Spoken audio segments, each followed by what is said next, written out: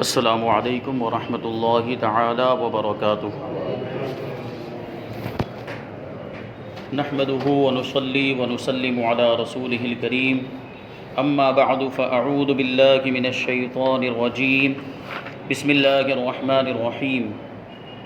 ان اللہ وملائکته یصلون علی النبی یا ایہا الذین آمنوا صلوا علیہ وسلموا تسلیما اللهم صل على سيدنا ومولانا محمد معدن الجود والكرم وآله الكرام وابنه الكريم وبارك وسلم صلاة وسلاما عليك يا رسول الله صلی اللہ تعالی علیہ وسلم۔ اس سے پہلے سورہ بقرہ آیت نمبر 56 تک ہم نے قرآن پاک کی تفسیر سماعت کی۔ آیت نمبر 57 میں اللہ تبارک و تعالی ارشاد فرماتا ہے وَظَلَّلْنَا عَلَيْكُمُ الْغَمَامَ وَأَنزَلْنَا عَلَيْكُمُ الْمَنَّ وَالسَّلْوَىٰ كُلُوا مِن طَيِّبَاتِ مَا رَزَقْنَاكُمْ وَمَا ظَلَمُونَا وَلَٰكِن كَانُوا أَنفُسَهُمْ يَظْلِمُونَ۔ اور ہم نے تمہارے اوپر بادل کو سایہ بنا دیا اور تمہارے اوپر من و سلوہ اتارا کہ ہماری دی ہوئی پاکیزہ چیزیں کھاؤ، اور انہوں نے ہمارا کچھ نہ بگاڑا بلکہ وہ اپنی جانوں پر ہی ظلم کرتے تھے۔ بنی اسرائیل پر جو اللہ تبارک و تعالیٰ نے نعمتی کی تھی، ان نعمتوں کا تذکرہ چل رہا ہے۔ پہلے فرعون سے اللہ تبارک و تعالیٰ نے جو ان کو نجات دی، فرعون سے بچایا، اس کا تذکرہ ہوا۔ پھر سمندر کو کس طریقے سے ان کے لیے چاک کر دیا گیا کہ سمندر میں راستے بنا دیے گئے، اس کا ذکر اس سے پہلے والی آیتوں میں ہوا۔ اب یہاں سے اللہ تبارک و تعالیٰ نے جو ان کے اوپر بادل کو سائبان بنا دیا تھا، بادل کو سایہ بنا دیا، اس نعمت کا ذکر ہو رہا ہے۔ اور پھر اللہ تبارک و تعالیٰ نے ان پر من و سلوہ اتارا۔ من و سلوہ کی تفصیل ابھی آئے گی۔ یہ کھانا تھا ان کے لیے اور ان کو بالکل مفت میں ملتا تھا، اس کے لیے نہ انہیں روپے پیسے خرچ کرنے پڑتے تھے، نہ ہی کوئی محنت و مشقت کرنی پڑتی تھی۔ بغیر کسی محنت و مشقت کے، بغیر کسی تکلیف کے یہ کھانا انہیں مل جایا کرتا تھا۔ لیکن اس کے باوجود بنی اسرائیل نے اس کی قدر نہیں کی تو یہ سلسلہ بھی موقوف ہو گیا۔ من و سلوہ جو نازل ہوتا تھا وہ بند ہو گیا۔ تو اس کے بارے میں اللہ تبارک و تعالیٰ نے اس آیت کریمہ میں ذکر کیا۔ تو فرعون کے غرق ہونے کے بعد بنی اسرائیل دوبارہ مصر میں آباد ہو گئے۔ کچھ عرصے کے بعد حضرت موسیٰ علیہ السلام نے انہیں حکم الہی سنایا کہ ملک شام حضرت ابراہیم علیہ السلام اور ان کی اولاد کا مدفن ہے۔ ملک شام یعنی جس کو بھی سیریا کہا جاتا ہے، اور وہیں پر بیت المقدس بھی ہے، مسجد اقصیٰ بھی ہے۔ اسے عمالقہ قبیلے سے آزاد کرانے کے لیے جہاد کرو اور مصر چھوڑ کر وہیں وطن بناؤ، یعنی حکم دیا بنی اسرائیل کو، کیونکہ عمالقہ قبیلے کے لوگ وہیں پر رہتے تھے اور فرعون کا بھی اسی قوم سے تعلق تھا، قوم عمالقہ سے اس کا تعلق تھا، اور یہ قابض ہو گئے تھے ملک شام پر، انہوں نے قبضہ کر لیا تھا۔ تو اللہ تبارک و تعالیٰ نے بنی اسرائیل کو حکم دیا کہ مصر چھوڑ کر ملک شام جائیں اور وہاں سے عمالقہ کو نکال دیں، اور جو انہوں نے قبضہ کر لیا ہے ان سے جہاد کریں۔ تو مصر کا چھوڑنا بنی اسرائیل کے لیے بڑا تکلیف دہ تھا۔ شروع میں تو انہوں نے ٹال مٹول کی، لیکن جب مجبور ہو کر حضرت موسیٰ اور حضرت ہارون علیہ السلام کی معیت میں یعنی ان کے ساتھ میں روانہ ہونا ہی پڑا، تو راستے میں جو کوئی سختی اور دشواری پیش آتی تو حضرت موسیٰ علیہ السلام سے شکایتیں کرتے، کیونکہ وہ ان کا ارادہ ہی نہیں تھا مصر کو چھوڑنے کا، لیکن ان کو چونکہ مجبوری میں مصر چھوڑنا پڑا، ملک شام کی طرف روانہ ہوئے، تو راستے میں جب جا رہے تو کوئی بھی تکلیف ہوتی، کسی بھی طرح کی دشواری کا سامنا ہوتا تو اس کی شکایتیں کرتے تھے حضرت موسیٰ علیہ السلام سے۔ جب وہ اس صحرا میں پہنچے جہاں نہ سبزہ تھا، یعنی ہریالی کچھ بھی نہیں، بالکل وہ یوں سمجھے چٹیل میدان تھا، اور نہ وہاں پر کوئی سایہ تھا، سایہ کیونکہ درخت وغیرہ ہی نہیں تھے تو سایہ کیسے ہوتا، اور غلہ بھی نہیں، یعنی اناج اور اس طرح کی کوئی چیز بھی وہاں پر موجود نہیں تھی۔ تو وہاں پہنچ کر حضرت موسیٰ علیہ السلام سے دھوپ کی، گرمی کی اور بھوک کی شکایت کرنے لگے بنی اسرائیل۔ یہاں تو دھوپ بہت زیادہ ہے، گرمی بہت زیادہ لگ رہی ہے، اور غلہ اناج وغیرہ بھی مہیا نہیں ہے، اس کی وجہ سے بھوک بھی بہت لگ رہی ہے۔ تو حضرت موسیٰ علیہ السلام نے دعا فرمائی، اور اللہ تعالیٰ نے اس دعا کی برکت سے ایک سفید بادل کو ان پر سائبان بنا دیا، ان پر سایہ بنا دیا، جو رات دن ان کے ساتھ چلتا اور ان پر ایک نوری ستون نازل فرمائے۔ ایک نوری، یہ سمجھے آپ پلر، ایک کھمبا نازل فرمایا جو کہ آسمان کی جانب سے ان کے قریب ہو گیا، اور وہ ستون بھی ان کے ساتھ چلتا۔ اور جب رات کے وقت چاند کی روشنی نہ ہوتی، کیونکہ بعض راتیں ایسی ہوتی جن میں چاند بھی چھپ جاتا ہے، یا چاند بہت باریک ہو جاتا ہے تو اس میں چاند کی روشنی بھی کچھ کام نہیں، بالکل اندھیرا ہو جاتا ہے، تو چاند کی روشنی نہ ہوتی تو وہ ستون ان کے لیے چاند کی طرح روشن ہو جاتا تھا، اور اس کے ذریعے ان کو روشنی مہیا کی جاتی۔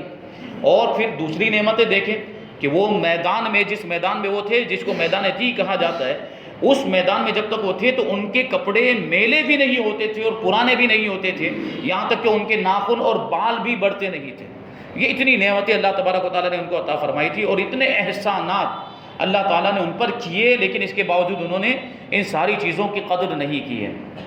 تو اس کا ذکر اس آیت کریمہ کے اندر، جو سائبان بنایا تھا اس میدان کے اندر گرمی سے بچنے کے لیے، کیونکہ گرمی بہت زیادہ تھی، انہوں نے اسی کی تو شکایت کی تھی، تو بادل کو سائبان بنا دیا تھا کہ وہ بادل ان پر سایہ کرتا تھا اور اسے ان کو جو ہے وہ گرمی سے بچاتا تھا،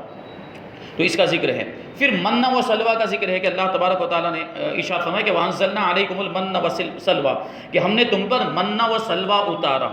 تو اس صحرا میں، اس چٹیل میدان میں حضرت موسیٰ علیہ السلام کی برکت سے ان کے کھانے کا انتظام یوں ہوا، کیونکہ انہوں نے بھوک کی بھی شکایت کی تھی کہ بھوک لگی اور کھانے کا کوئی سامان نہیں، تو ان کے لیے کھانے کا انتظام یوں ہوا کہ انہیں من و سلوہ ملنا شروع ہو گیا۔ من و سلوہ کے بارے میں مفسرین کے مختلف اقوال ہیں۔ من کے بارے میں صحیح قول یہ ہے کہ یہ ترنت جبین کی طرح ایک میٹھی چیز تھی جو روزانہ صبح صادق سے طلوع آفتاب تک ہر شخص کے لیے 1 سا یعنی تقریباً 4 کلو کی مقدار یہ آسمان سے اترتی تھی۔ اس کا معاملہ یہ ہوتا تھا، یہ جو من جو ہوتا تھا یہ برف کی طرح، جو سفید برف ہوتی جو آسمان سے گرتی ہے اس کی طرح یہ برف سے گرتا، اور درختوں کے پتوں وغیرہ پر یہ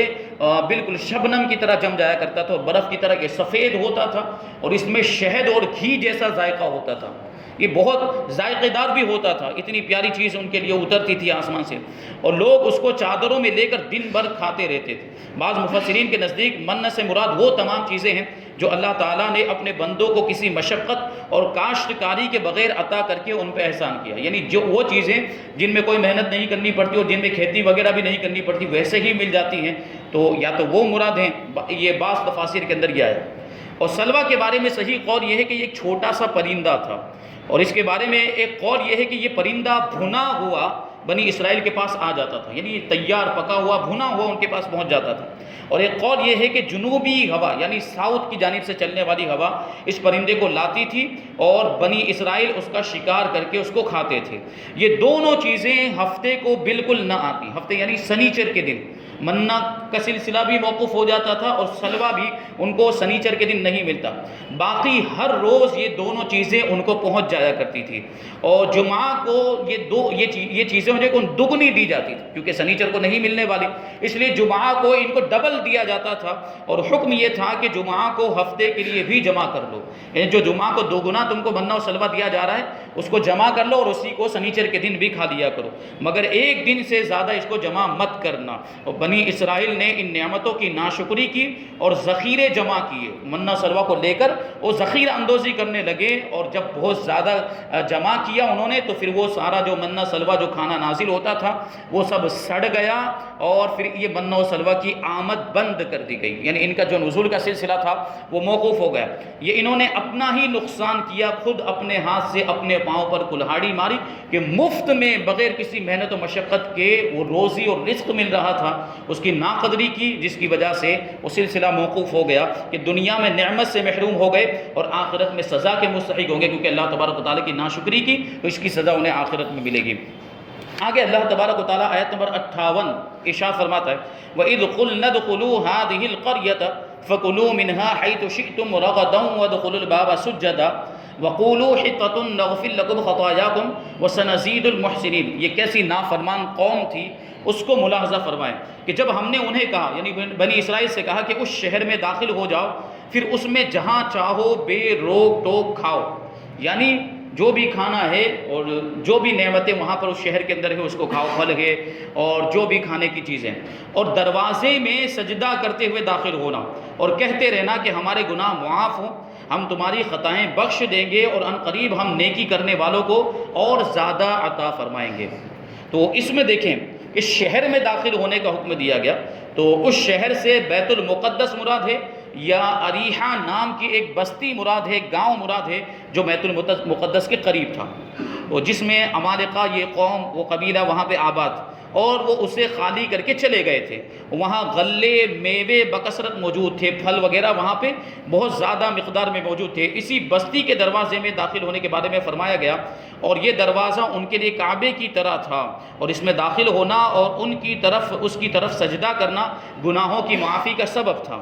ان کو حکم دیا گیا تھا کہ سجدہ کرتے ہوئے داخل ہونا، تو بنی اسرائیل کو یہ حکم تھا کہ دروازے میں سجدہ کرتے ہوئے داخل ہوں اور زبان سے حطۃ کہتے رہیں، یعنی ہمارے گناہوں کو معاف فرما دے، ہمارے گناہ معاف ہو جائیں، گناہوں کی بخشش ہمیں مل جائے۔ یہ کلمہ استغفار تھا، اس کے اندر مغفرت طلب کرنے کا انہیں حکم دیا گیا تھا، تو انہوں نے دونوں حکموں کی مخالفت کی۔ اللہ تعالیٰ نے جو دونوں سجدہ کرنے کا اور حطۃ کہنے کا جو حکم دیا تھا، دونوں پر ان لوگوں نے عمل نہیں کیا، اور سجدہ کرتے ہوئے داخل ہونے کی بجائے سرینوں کے بل گھسٹتے ہوئے داخل ہوئے۔ سرین کے بل گھسٹتے ہوئے سجدہ کرتے ہوئے داخل ہوتے تو ان کا چہرہ، ان کا جو سر وہ زمین پر ہوتا اور ایسے داخل ہوتے، لیکن وہ لوگ ایسے داخل ہوئے، الٹے داخل ہوئے۔ اور توبہ اور استغفار کا کلمہ جو حطۃ جو تعلیم دیا گیا تھا، وہ پڑھنے کی بجائے مذاق کے طور پر حبۃ فی شعرۃ کہنے لگے، جس کا معنی ہوتا ہے بالی میں دانہ،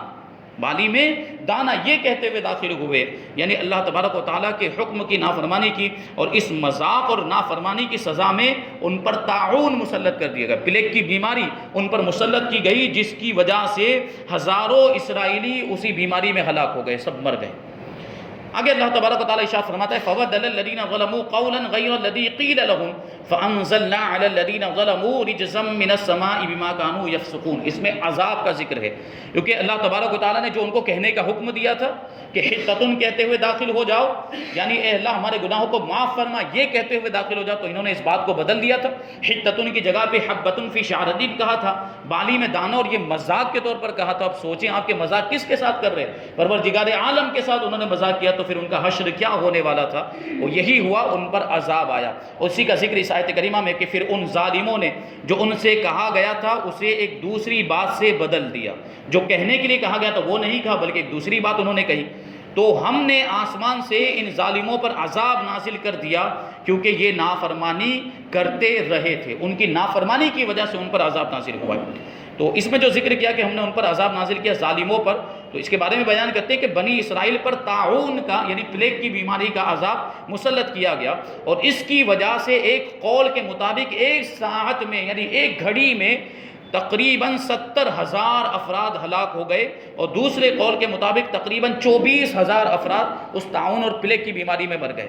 یہ عذاب ان پر نازل ہوا خدا کی نافرمانی کرنے کی وجہ سے۔ ہمیں شکر ادا کرنا چاہیے کہ ہم کتنی نافرمانیاں کرتے ہیں اللہ تبارک و تعالیٰ کی، کیسے کیسے بڑے بڑے گناہ کرتے ہیں، لیکن اس کے باوجود بھی عذاب نہیں آتا۔ یہ حضور اقدس صلی اللہ علیہ وسلم کی رحمت کا صدقہ ہے، ہمیں شکر ادا کرنا چاہیے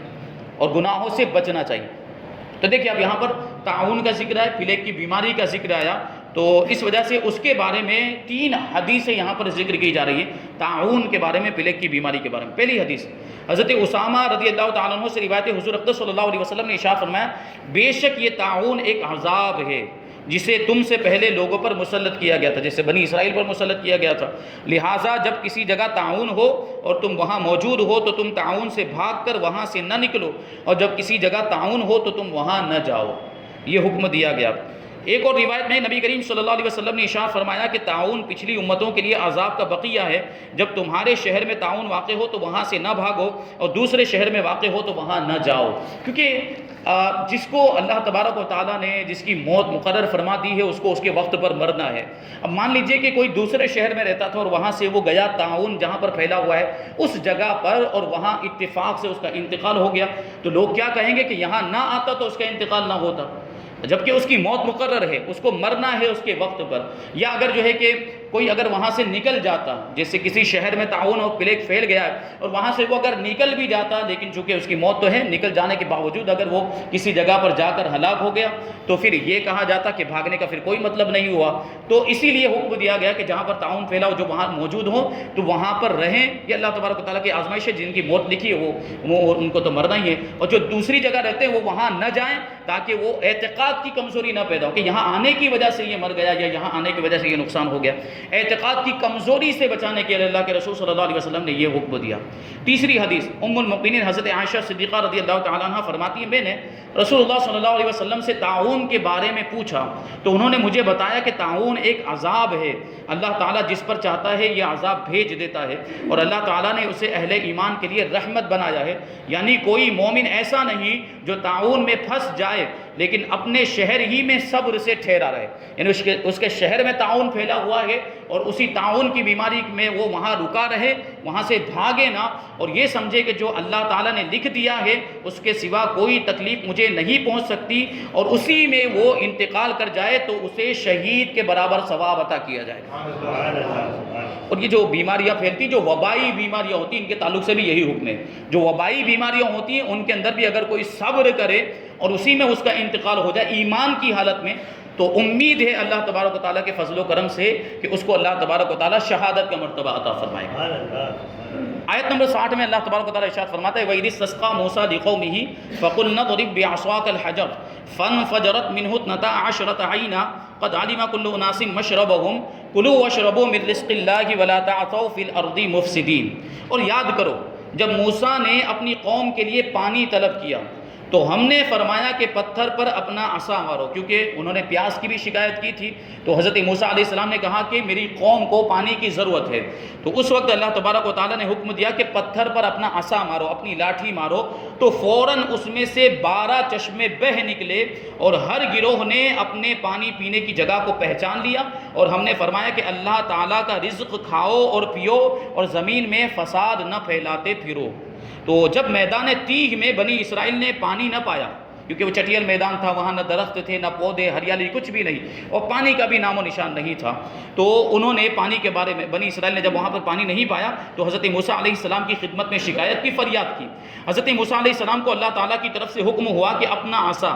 اپنی لاٹھی پتھر پر مارو. چنانچہ آپ نے عصا مارا تو اس پتھر سے پانی کے 12 چشمے جاری ہو گئے, اور بنی اسرائیل کے 12 گروہوں نے اپنے اپنے گھاٹ کو پہچان لیا, کیونکہ وہ جو بنی اسرائیل تھے ان کے 12 قبیلے, 12 بڑے خاندان تھے, 12 جو ہے کہ ان کے گروہ تھے. اس وجہ سے وہ چھوٹا پتھر کوئی بہت بڑا نہیں تھا, وہ چھوٹا سا پتھر تھا. اس پتھر پہ حضرت موسیٰ علیہ السلام نے لاٹھی ماری ہے, وہ چھوٹے سے پتھر سے 12 چشمے نکلے, اور ہر گروہ نے اپنے اپنے چشمے کو منتخب فرما لیا, اور ہر کسی نے اپنے پینے کی جگہ کو پہچان لیا کہ یہ ہمارے لیے چشمہ جاری ہوا ہے. اور جو 12 خاندان تھے وہ 12 خاندانوں نے اپنے اپنے لیے ایک ایک چشمہ مقرر کر لیا اور اس سے پانی پینے لگ گئے. یہ نعمت ان کو عطا کی گئی تھی. اب آپ غور کریں, حضرت موسیٰ علیہ السلام کا جو عصا تھا وہ ان کا معجزہ, یہ حضرت موسیٰ علیہ السلام کا معجزہ تھا کہ آپ نے پتھر پہ وہ عصا کو مارا تو اس سے پانی کے چشمے جاری ہو گئے. یہاں ایک نقطہ قابل ذکر ہے کہ پتھر سے چشمہ جاری کرنا حضرت موسیٰ علیہ السلام کا عظیم معجزہ تھا, جبکہ ہمارے آقا حضور رحمت عالم صلی اللہ علیہ وسلم نے اپنی مبارک انگلیوں سے پانی کے چشمے جاری فرمائے. حدیبیہ کے موقع پر حضور صلی اللہ علیہ وسلم, یہ جو انگلیوں کے درمیان جو گھائیاں ہوتی ہیں, یہاں سے اللہ کے رسول صلی اللہ علیہ وسلم کے دستے مبارک سے پانی کے چشمے نکلے تھے حدیبیہ کے موقع پر. اور علماء فرماتے کہ آب زمزم کو دنیا کا سب سے بہترین پانی کہا جاتا ہے, یعنی عام حالات کے اندر, کہ اس کے اندر اللہ تبارک و تعالیٰ نے بہت سے فوائد رکھے ہیں اور شفا رکھی ہے. جس مقصد کے لیے آب زمزم کو پیا جائے اس مقصد کے لیے وہ پانی فائدہ کرتا ہے. لیکن علماء فرماتے ہیں کہ آب زمزم سے زیادہ بہتر پانی وہ پانی ہے, بلکہ ساری دنیا کے پانیوں میں سب سے بہترین پانی وہ ہے جو ہمارے آقا کی انگلیوں کے درمیان سے نکلا, سب سے وہ افضل پانی ہے. اور تو یہ اس سے بڑھ کر معجزہ تھا. حضرت موسیٰ نے لاٹھی ماری, لاٹھی سے بھی پانی نہیں نکلا, نہ ہی آپ کے ہاتھوں سے نکلا, پانی نکلا پتھر سے. لیکن یہاں شان دیکھیں کہ پانی کہاں سے نکل رہا ہے, حضور صلی اللہ علیہ وسلم کی انگلیوں کے درمیان سے نکل رہا ہے. حضرت شیخ عبدالحق محدث دہلوی رحمۃ اللہ تعالی علیہ فرماتے ہیں حضرت موسیٰ علیہ السلام کا یہ معجزہ کہ وہ پتھر سے پانی رواں فرما دیتے اور پتھر سے چشمے برآمد ہو جاتے, تو ہمارے نبی صلی اللہ علیہ وسلم نے اپنی انگشتہائے مبارک سے, یعنی اپنی مبارک انگلیوں سے چشمہ جاری فرما دیا. پتھر تو زمین ہی کی جنس ہے, پتھر تو زمین ہی کی جنس سے ہوتا ہے کہ پتھر کہاں سے نکلتے ہیں, زمین ہی سے نکلتا ہے, اور اس سے چشمے بہا کرتے ہیں. یعنی عام طور پر جو پتھریلے پہاڑ ہوتے ہیں وہاں سے چشمے بہتے, جھرنے بہتے ہیں, وہ پتھروں کے اندر ہی سے نکلتے ہیں. تو یہ اتنی زیادہ ناممکن بات نہیں ہے, یہ اتنی کوئی بہت بعید بات نہیں ہے, لیکن اس کے برخلاف گوشت پوست سے پانی کا چشمہ جاری کر دینا یہ حد درجہ عظیم ہے، اور اس سے بہت بڑھ کر کہ انگلیوں میں کیا ہے، گوشت ہے، پوشت ہے، ہڈیاں ہیں، یہاں سے چشمہ جاری کر دینا یہ اس معجزے سے بڑھ کر معجزہ ہے۔ اللہ تبارک و تعالیٰ نے اپنے حبیب کو یہ معجزہ عطا فرمایا۔ اعلیٰ حضرت امام احمد رضا خان اس کے بارے میں کیا ہی خوب اشارہ فرماتے ہیں کہ انگلیاں ہیں فیض پر ٹوٹے ہیں پیاسے جھوم کر، انگلیاں ہیں فیض پر ٹوٹے ہیں پیاسے جھوم کر، ندیاں پنجاب رحمت کی ہے جاری واہ واہ۔ یہ شان اللہ تعالیٰ نے آپ کو عطا فرمائی۔ تو اس آیت میں لوگوں کا انبیاء کرام علیہ الصلوۃ کی بارگاہ میں استعانت کرنے اور انبیاء کرام علیہ الصلوۃ کے ان کی مشکل کشائی فرمانے کا ثبوت بھی ملتا ہے، کیونکہ کیا ہوتا تھا کہ وہ انبیاء کرام سے مدد طلب کرتے تھے، پھر انبیاء کرام دعا کرتے تھے تو ان کی مدد کی جاتی تھی اور ان کی مشکل کشائی کی جاتی، ان کی فریاد کو پورا کیا جاتا تھا۔ تاجدار رسالت صلی اللہ علیہ وسلم کی سیرت مبارکہ میں ایسے کئی واقعات ملتے ہیں جن میں آپ صلی اللہ علیہ وسلم کی بارگاہ میں حاضر ہو کر لوگوں نے اپنی مشکلات پیش کی اور آپ صلی اللہ علیہ وسلم نے ان کی مشکل کشائی فرمائی، یعنی ان کی مشکلوں کو دور کر دیا۔ ان میں سے دو واقعات یہاں پر بیان کرتے ہیں۔ پہلا واقعہ حضرت جابر ابن عبداللہ رضی اللہ تعالیٰ عنہ فرماتے ہیں کہ حضرت عبداللہ ابن عمرو بن حرام رضی اللہ تعالیٰ عنہ وفات پا گئے اور ان پر قرض تھا، ان کے اوپر قرض تھا اور وفات پا گئے۔ تو فاستعنت النبی صلی اللہ علیہ وسلم علی غرمائہ ان یدعوا من دینہ، تو میں نے نبی کریم صلی اللہ علیہ وسلم سے ان کے قرض خواہوں کے متعلق مدد طلب کی، یعنی جو قرض مانگنے والے تھے ان کے بارے میں حضور سے میں نے کہا کہ وہ ان کا قرضہ کچھ کم کروا دیں۔ حضور پرنور صلی اللہ علیہ وسلم نے اس بارے میں ان سے بات کی تو انہوں نے ایسا نہ کیا، یعنی قرضہ کم کرنے کے لیے وہ لوگ تیار نہ ہوئے۔ آپ صلی اللہ علیہ وسلم نے مجھ سے ارشاد فرمایا کہ تم جاؤ اور ہر قسم کی کھجوروں کی الگ الگ ان کی ڈھیریاں بناؤ اور پھر مجھے پیغام بھیج دینا، یعنی یہ جب ڈھیریاں تیار ہو جائیں تو مجھے بلا لینا۔ حضرت جابر رضی اللہ تعالیٰ عنہ فرماتے ہیں کہ میں نے ڈھیریاں بنا دی اور بارگاہ رسالت صلی اللہ علیہ وسلم میں پیغام بھیج دیا کہ وہ ڈھیریاں تیار ہو گئی۔ آپ ان ڈھیریوں کے پاس تشریف فرما ہو گئے اور ارشاد فرمایا کہ تم ماپ کر، یعنی اس میں سے نکال کر ناپ کر جتنا لوگوں کو دینا ہے، قرض خواہوں کو دینا ہے وہ دیتے جاؤ۔ میں کھجوریں، یعنی حضرت جابر فرماتے کہ میں کھجوریں ناپ کر لوگوں کو میں نے دینا شروع کر دیا، یہاں تک کہ سب کا قرضہ اتر گیا اور میری کھجوریں اتنی کی اتنی رہی جتنی پہلے تھی، اور ان میں سے ایک کھجور بھی کم نہیں ہوئی۔ یہ رسول اللہ صلی اللہ علیہ وسلم کا معجزہ دیکھیے، وہ مدد طلب کرنے کے لیے آئے صحابی رسول، تو ان کی اس طریقے سے آپ نے مدد فرمائی اور ان کی مشکل کشائی فرمائی۔ دوسرا واقعہ حضرت سالم بن ابی جعد رضی اللہ تعالیٰ عنہ حضرت جابر بن عبداللہ رضی اللہ تعالیٰ عنہ سے روایت کرتے ہیں کہ حدیبیہ کے دن لوگوں کو پیاس لگی اور نبی کریم صلی اللہ علیہ وسلم کے سامنے چمڑے کا ایک تھیلا تھا مشکیزہ، جس میں موجود پانی سے حضور صلی اللہ علیہ وسلم وضو فرما رہے تھے۔ صحابہ کرام حضور صلی اللہ علیہ وسلم کے گرد حلقہ ڈال کر کھڑے ہو گئے، آپ کے ارد گرد